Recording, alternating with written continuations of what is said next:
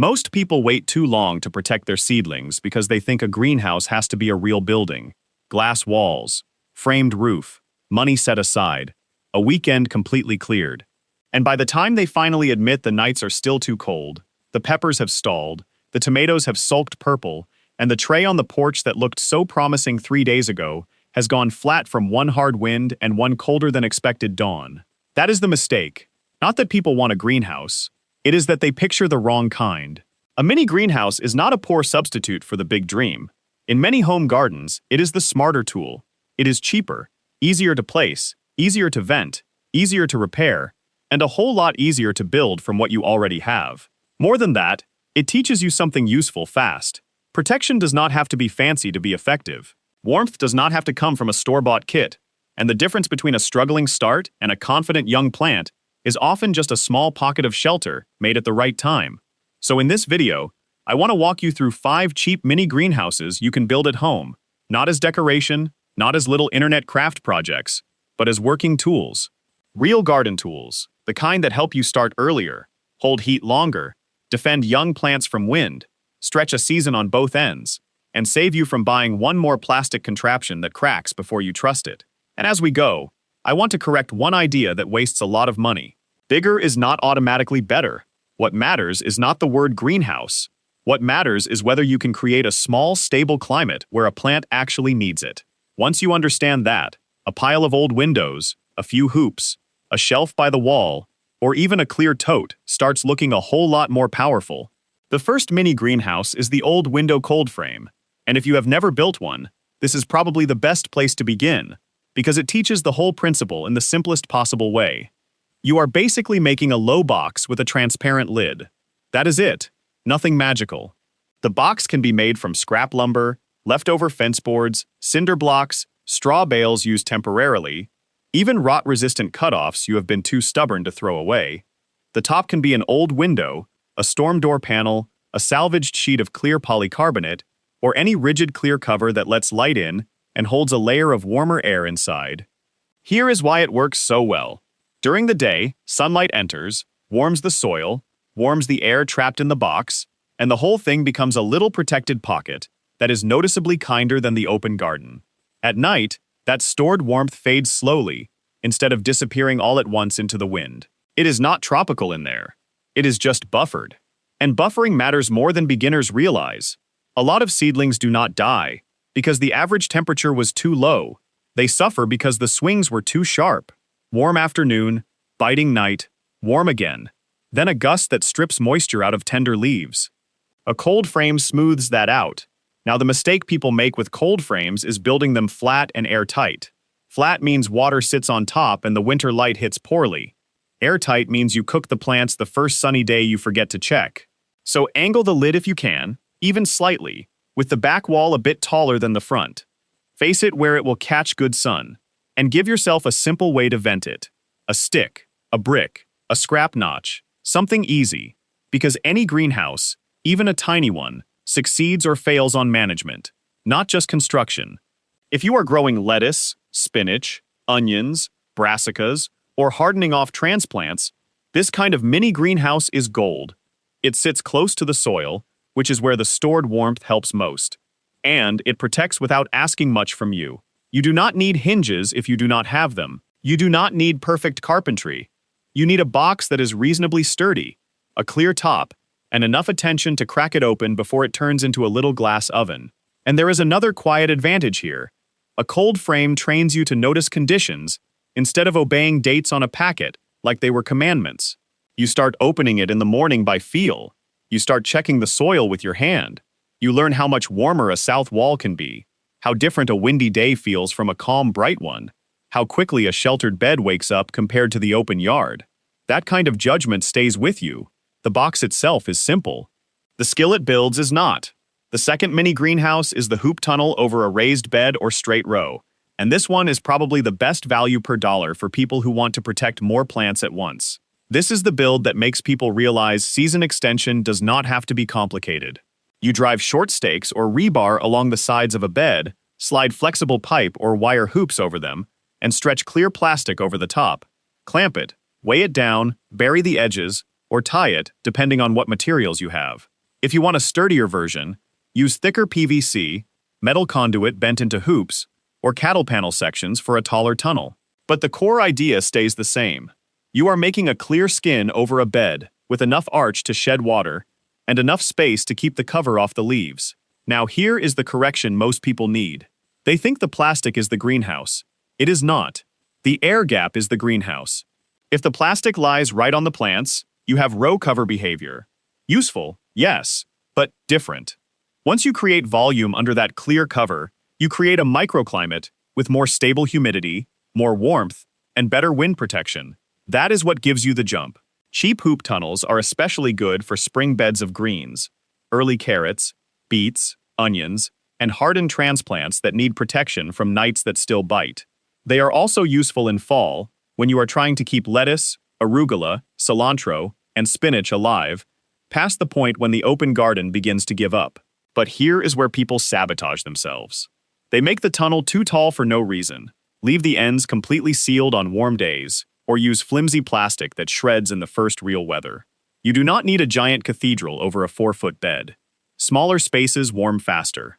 Lower tunnels are easier to secure, and if you build cheap, build with the wind in mind. Loose plastic will teach you hard lessons at 2 in the morning. One practical trick that makes a big difference is using what I think of as layers of thrift. The hoops can be salvaged or inexpensive.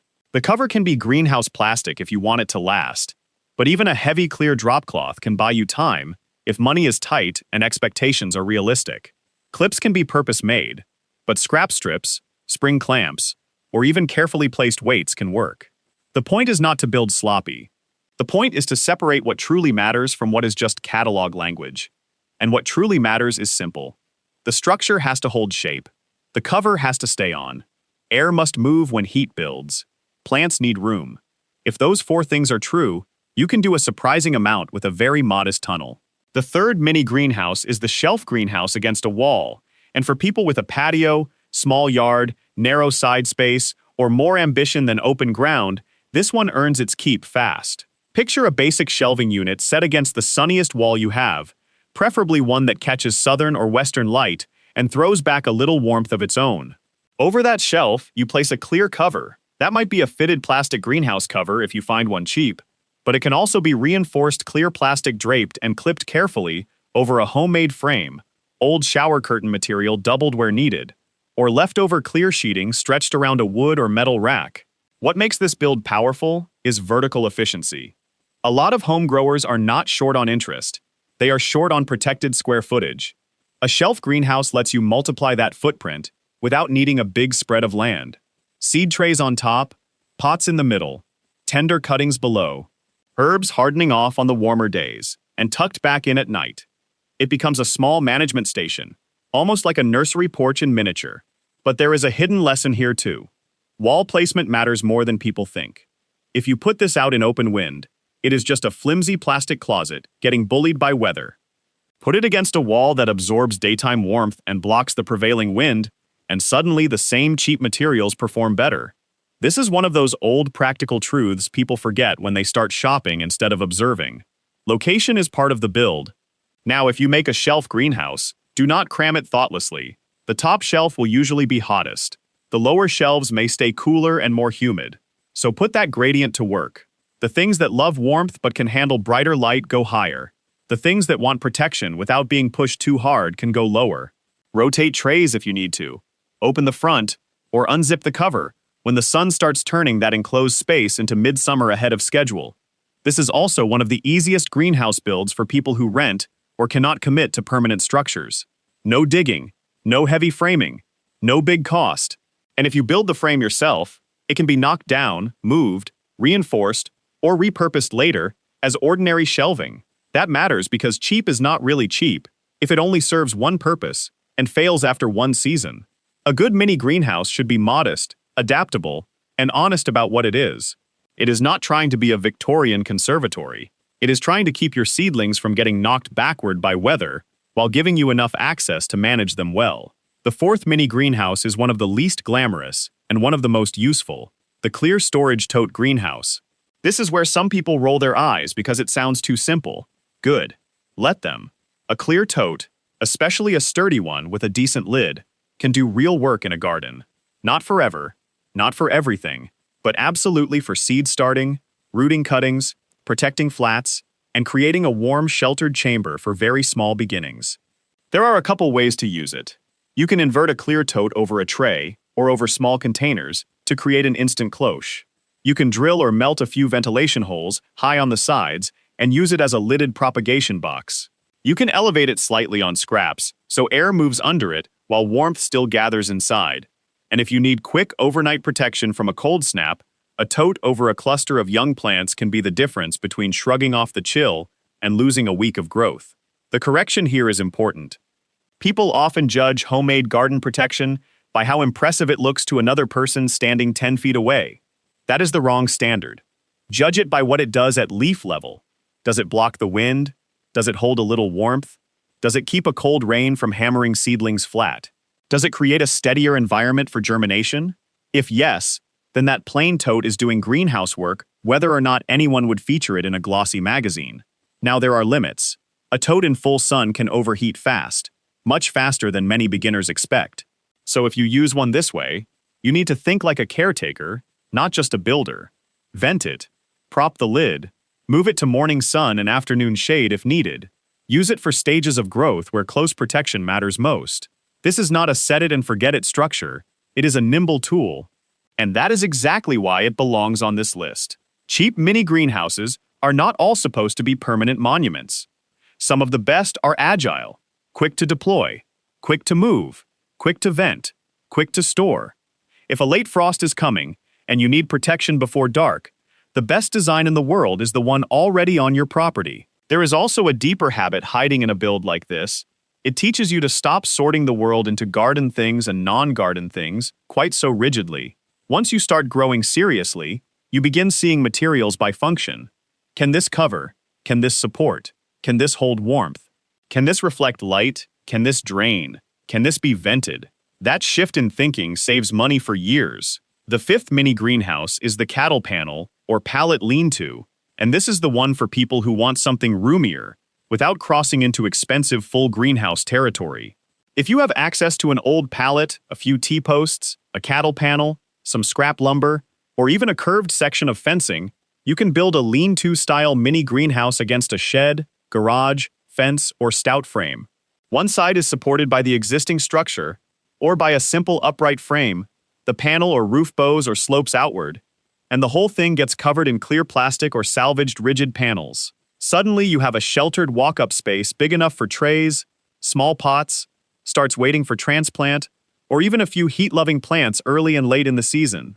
This is where cheap starts to feel substantial, and yet the same principle still rules. You are not buying performance with size alone. You are buying more management responsibility. A larger mini greenhouse can hold more air, but it also asks for better anchoring, better venting, and better judgment about sun exposure. Build it too loosely, and the wind will humble you. Build it too tightly without air movement and disease will move in once weather warms. Build it in shade, and you have created an expensive disappointment. So think carefully about the bones. Pallets can work well for sidewalls or a back wall, especially if you line gaps or use them as framing rather than finished surfaces. Cattle panels give you dependable shape and strength. Clear plastic is cheaper than rigid panels, but rigid salvaged windows or polycarbonate scraps often last longer if you can find them. A lean-to style also benefits from the thermal mass of the wall behind it. That wall is not just background. It helps moderate temperature and cut wind. For a lot of people, this becomes the bridge greenhouse. Not huge, not polished, but large enough to change how they garden. They start more seedlings confidently. They buy less at transplant time. They can stage plants properly instead of rushing them from windowsill to open weather. They have a place to shelter basil, peppers, or fall starts when the forecast gets unreliable. In practical terms, that means fewer losses, less replacement spending, and more control. Now, across all 5 of these builds, there are a few truths worth holding on to because they matter more than the exact materials. First, sunlight is non-negotiable. People will spend a whole afternoon building something and place it where it is convenient instead of where it will work. Then they blame the structure when the real problem is weak light. Most seedlings do not need a beautiful greenhouse nearly as much as they need enough sun. So before you build, Watch the space. Morning sun, afternoon sun, wind exposure, reflected heat, drip lines from roofs, cold pockets along fences, all of that matters. Second, venting is not optional. The cheaper the greenhouse, the more often this gets overlooked. But a tiny greenhouse can spike in temperature shockingly fast, especially on a bright day, when the air is still cool outside, and you assume everything is fine. Plants can be cold in the morning and cooked by noon in the same box. If you remember only one warning from this whole conversation, remember that one. Third, close to the ground usually means more efficient. People like tall things because they feel generous and impressive. But if you are protecting low trays or short crops, extra empty air is extra space you have to warm. There are times for larger structures, yes, but do not ignore the quiet efficiency of low protection placed exactly where it is needed. Fourth, durability should match purpose. If you need one hard season out of a build, use what you have and do not apologize for it. If you want something that will serve for years, put a little more thought into the cover material, the fasteners, and the anchoring. Cheap does not have to mean careless. It means selective. Spend on the part that fails first or matters most. Save on the part that can be improvised without penalty. And fifth, management beats gear. I have seen expensive hobby greenhouses abused into uselessness and plain homemade structures used so well they seemed almost charmed. The difference was not money. It was attention. Opening on time, closing on time, watering with some judgment. Not crowding plants. Not forcing warm season crops into conditions that are still too cold just because a cover is present. Protection helps. It does not repeal the season. One more practical layer belongs in this conversation, because the structure alone is only half the job. If you want any mini greenhouse to work better without spending much, add simple thermal mass and simple routine. A couple dark water jugs set inside a cold frame or lean-to can absorb warmth through the day and give a little back at night. Bricks, stones, even a dense wall behind the structure can help soften temperature swings.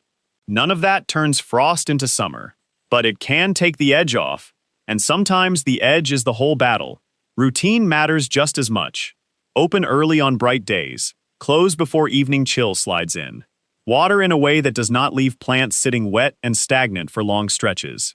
Watch condensation. A little is normal.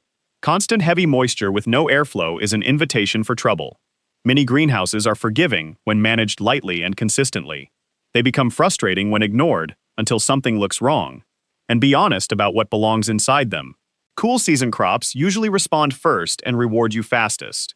Greens, onions, brassicas, herbs that do not mind cool nights, all of those make sense. Warm season plants can absolutely benefit too, but they still have limits.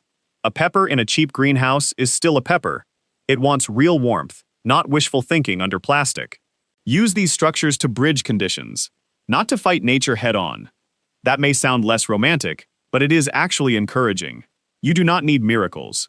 You need small advantages used well. A week gained in spring. A few extra weeks in fall. Stronger starts. Less transplant shock. Better rhythm. That is how home gardens improve, not usually through one giant leap, but through a dozen sensible adjustments that make the whole place work better together. And if you are the kind of person who forgets what you built once the weather turns nice, keep it simple enough that using it becomes almost automatic. The best homemade greenhouse is not the most clever one on paper. It is the one you check, vent, cover, uncover, and trust without making the garden feel like one more chore you resent each week. That may be the most important correction of all. A mini greenhouse is not a trick for pretending your climate is something it is not. It is a tool for bending conditions a little in your favor, a little earlier, a little later, a little safer, a little steadier. That little is often enough. Because gardening setbacks are often small margins stacked together. One cold night, one week of stalling, one tray that never recovers its vigor, one windy spell that roughs up every tender transplant, one soggy patch of weather that keeps soil from warming. A mini greenhouse does not solve every problem, but it changes enough of those margins to matter. And there is something else I think people feel once they start building these small structures for themselves. They stop waiting for permission to become more capable. They stop assuming every useful thing has to arrive in a box with instructions and branded hardware. They look around the yard, the shed, the salvage pile, the sidewall of the house, and they start seeing options. That is not just thrift. That is confidence, growing in practical form. You do not need to build all 5. In fact, you probably should not. Better to build the one that suits your space, your weather, and the kind of plants you actually grow. If you start seeds in volume, the shelf greenhouse may be your best friend. If you want to protect a bed outdoors, the hoop tunnel makes a lot of sense. If you like simple old methods, the cold frame is hard to beat. If you need quick, movable help, the tote earns its place. And if you are ready for something more substantial, without going all in, the lean-to might be the one that changes your whole season. The real win is not choosing the fanciest design. It is choosing the one you will actually use well. And I would honestly love to know which kind fits your place best, or which one you have already tried and would build again. Some people swear by cold frames because they are simple and forgiving. Others would rather throw hoops over a bed and be done with it. And there are always a few clever growers who can turn scraps and salvaged odds into something better than anything sold pre-packed. Those are usually the people worth listening to. Because once you understand what a mini greenhouse is really doing, you stop shopping by appearance and start building by function. That is a good shift in the garden, and it is a good shift in life, too. Notice what works. Use what you have. Protect what is still tender. Vent before trouble builds. And do not confuse bigger with wiser. A small shelter, built at the right time, can carry a surprising amount of hope.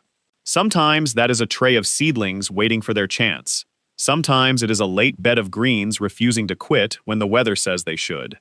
And sometimes it is you, learning that a little practical knowledge can stretch a season, save money, and make home feel more capable than it did last year.